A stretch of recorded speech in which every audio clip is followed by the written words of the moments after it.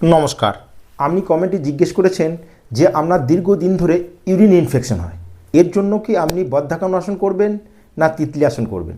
কোন কোন আসনগুলো আপনাকে রেগুলার প্র্যাকটিস করতে হবে সেটা তো জানবই, কিন্তু তার আগে আমাদেরকে জেনে নিতে হবে যে কোন কোন জিনিসগুলো আপনি করবেন না। যেমন প্রথম কথা হচ্ছে আপনাকে চিনি, যে সুগার, সেটাকে কিন্তু এখন 1 মাস কমপ্লিটলি বর্জন করতে হবে। যেমন চা খাওয়ার অভ্যাস, আমরা বারবার চিনি দিয়ে চা খাই, ওই চিনিটা কিন্তু বন্ধ করতে হবে। আপনি যদি পারেন তাহলে চা খাওয়াকে একদম বন্ধ করবেন, যদি করতে না পারেন তাহলে চিনি না দিয়ে বা গুড়ের চা খাওয়া আপনাকে শুরু করতে হবে, প্রথম শর্ত।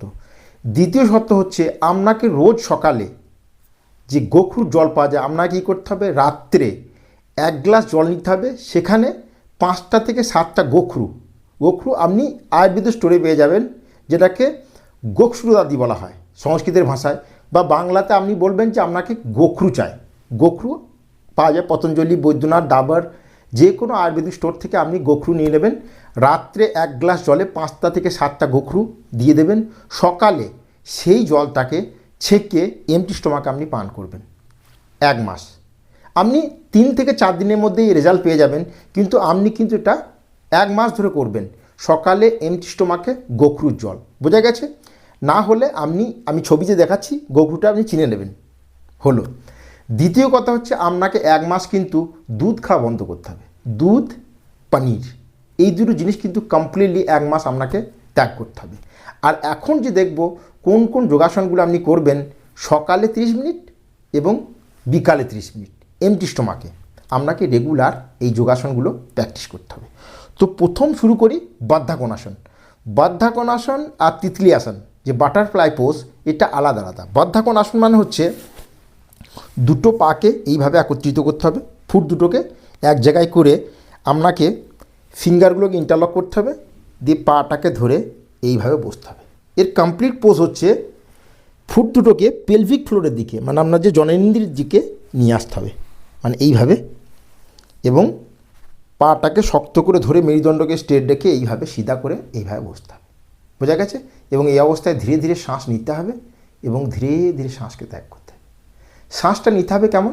বেলি ব্রিদিং, মানে পেটকে ফুলিয়ে শ্বাস নিতে হবে এবং পেটকে খালি করে শ্বাসকে ছাড়তে হবে। বোঝা গেছে?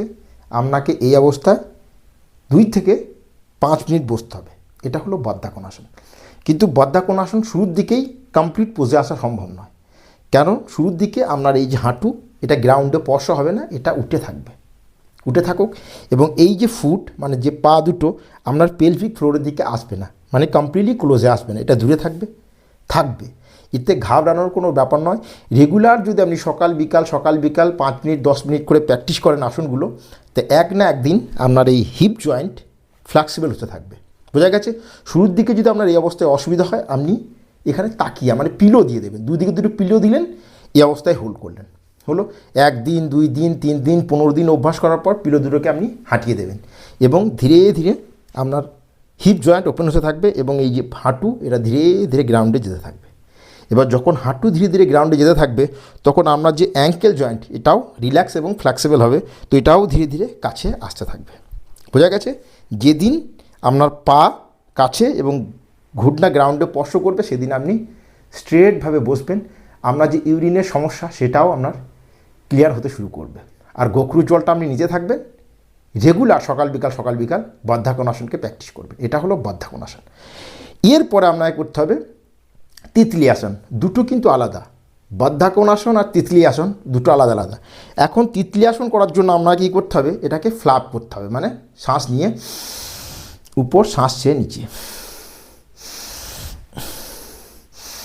বোঝা গেছে? এখন এই অবস্থায় আপনি যখন বারবার এটাকে ফ্ল্যাপ করতে থাকবেন, এই আসনের নামই বাটারফ্লাই পোজ বা তিতলি আসন, কারণ বাটারফ্লাই যখন পাংখাকে শেক করে,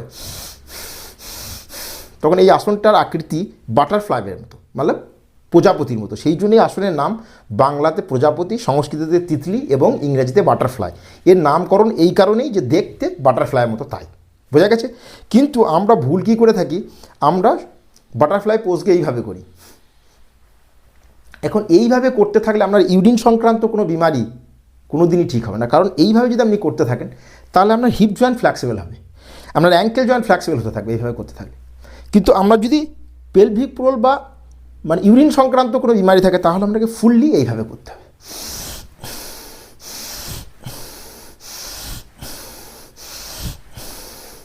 এবং এটাকে আপনি রেগুলার 50 টাইমস করবেন। শুরুর দিকে হয়তো করা সম্ভব হবে না, 10 থেকে শুরু করে 15, 20, 20 এইভাবে রেগুলার করতে করতে এটা সংখ্যা আপনি বাড়াতে থাকবেন। বোঝা গেছে? এর ফলে কী হবে, আপনার যে এক্সক্রিটরি সিস্টেম মানে যে আপনার ইউরেথ্রা, আপনার যে ব্লাডার মানে যেটা মূত্রাশয়, এগুলো ধীরে ধীরে রিল্যাক্স হতে থাকবে। আপনার যে ইউরিনের ফ্লো হচ্ছে না বা ইউরিনে যে আপনার ইনফেকশন হচ্ছে, যে ইউটিআই ইউরিনারি ট্র্যাক ইনফেকশন, যে ট্র্যাক যখন শক্তিশালী এবং মজবুত হবে তখন ইনফেকশনও কোনো দিনই হবে না। বোঝা গেছে? তো এইভাবে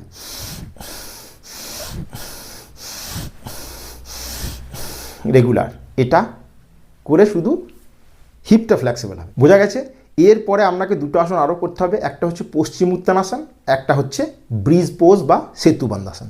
এর জন্য আপনাকে কী করতে হবে, এইভাবে পা দুটোকে সামনের দিকে ছড়িয়ে দিতে হবে, প্যারালাল টু দ্য গ্রাউন্ড, মানে গ্রাউন্ডের সাথে সমান্তরাল, এটাকে বলা হয় দণ্ডাসন। এখন আপনাকে কী করতে হবে, দণ্ডাসন থেকে ফুললি শ্বাস নিতে হবে এবং শ্বাস ছেড়ে ধীরে ধীরে ধীরে ধীরে সামনের দিকে ঝুঁকতে হবে এবং নাকটাকে ঘুটনাতে স্পর্শ করতে চেষ্টা করতে হবে। এখন শুরুর দিকেই আপনার নাক ঘুটনাতে স্পর্শ হবে না। বোঝা গেছে? শুরুর দিকে আপনার পা হয়তো উঠে থাকবে, কোনো ব্যাপার না। দরকার হলে আপনি পাটাকে এইভাবে রেখে এখানে একটা পিলো দিয়ে দেবেন, তারপর ধীরে ধীরে সামনে দিতে চেষ্টা করবেন। বোঝা গেছে? পা যদি উঠে থাকে, আপনি যদি পিলো না দেন তাহলে পা উঠে থাকবে। এইভাবে আপনি প্রথম 1 সপ্তাহ প্র্যাকটিস করবেন, ধীরে ধীরে ধীরে ধীরে আপনার মাথা সেটা ঘূর্ণাতে স্পর্শ হবে। বোঝা গেছে? এবার শ্বাস এবং প্রশ্বাসের গতি থাকবে নর্মাল। 5 সেকেন্ড হোল্ড করার পর শ্বাস নিয়ে উপরে উঠে আসতে হবে। ঠিক আছে? প্রথম দিনে আপনি 5 সেকেন্ড হোল্ড করবেন। যদি 5 সেকেন্ড না পারা যায়, পা উঠে থাকুক, আপনি 1 সেকেন্ড, 2 সেকেন্ড, 3 সেকেন্ড দিয়ে শুরু করবেন। রেগুলার প্র্যাকটিস করার ফলে আপনি এটা 15 থেকে 30 সেকেন্ড পর্যন্ত আপনাকে পশ্চিম উত্তানাসনে হোল্ড করতে হবে। বোঝা গেছে? এবং প্রত্যেক আসনকে 3 থেকে 5 বার প্র্যাকটিস করতে হবে। এটা হলো পশ্চিম উত্তানাসন। আমি একবার করে দেখাচ্ছি, আপনি এই আসনকে 3 থেকে 5 বার করবেন। বোঝা গেছে?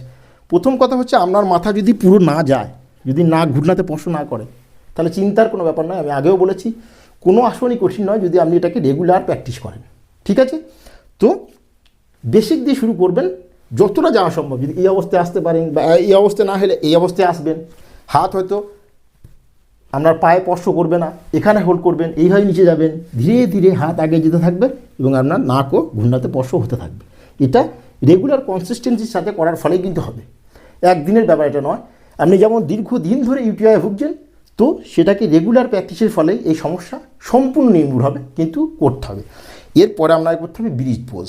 এর জন্য আপনি শবাসনে শুয়ে পড়বেন। বোঝা গেছে? এরপর পা দুটোকে ফোল্ড, পা দুটোকে কতটা ফোল্ড এবং দুটো পায়ের মধ্যে গ্যাপ কতটা, সেটা হচ্ছে হাতটাকে এইভাবে নেপে যেন হাতের আঙুলি গোড়ালিতে স্পর্শ করে। আর গ্যাপ কতটা, আমরা যে কান্ধা বরাবর মানে শোল্ডার বরাবর যে গ্যাপ, এই গ্যাপ, না খুব বেশি গ্যাপ না খুব কম, সেম কান্ধা বরাবর গ্যাপ বলা হয় এটাকে।